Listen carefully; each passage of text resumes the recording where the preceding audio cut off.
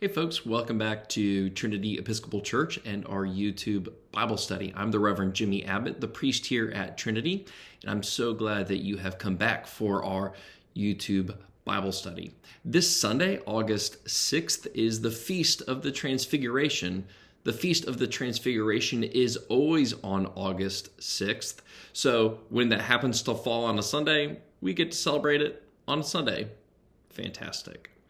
This is the story where Peter, James, and John go up a mountain with Jesus, and then Jesus is transfigured into dazzling array, and Peter, James, and John see Jesus speaking with Moses and Elijah about his departure. That's a euphemism for his upcoming crucifixion. What I think is really important that I want to draw out this time is this theme of the mountain. Mountains are very important all throughout the Bible. When someone goes up on a mountain, buckle your seatbelts. Something is about to happen. This, I think, is drawing off the mountain in the book of Exodus. Remember that Moses goes to Pharaoh and says, "Let my people go so that we may go into the wilderness and worship God on the mountain." That would be Mount Sinai. That's really important. We think of the mountain in the book of Exodus as the place where Moses goes up and receives the Ten Commandments, which is true. But more importantly, I think, or maybe equally important, is that the mountain is a sign of liberation. This is to where the Hebrews who have been enslaved want to go to be liberated from their slavery to the Egyptians. So not only is Sinai about the law, it's about freedom. Freedom.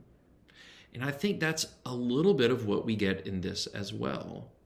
That Peter, James, and John, especially Peter there, right? He wants to build dwellings. He wants to stay on top of the mountain, to bask in that divine glory. But Jesus is really instructing them to go back down the mountain, to face his own departure.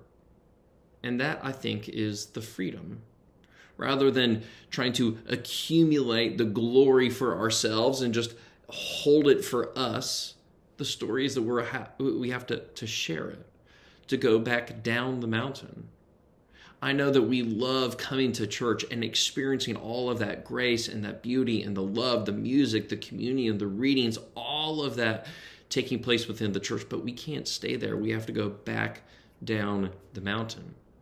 And really, truly, that is our liberation. When we go back out into the world proclaiming the good news of Jesus Christ, that will also liberate others who are enslaved to many other things, powers, sin, and death in this world. I encourage you all to think about that, of how is Jesus liberating us? How is Jesus setting us free? And then how, in turn, can we proclaim that gospel of liberation to everyone else?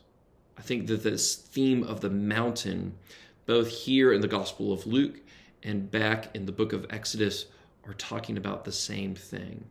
I'd love to hear what you have to say. You can always drop a comment in the comment section. You can send me an email. Would love to hear from you about this theme of liberation in your own spiritual life. Thank you.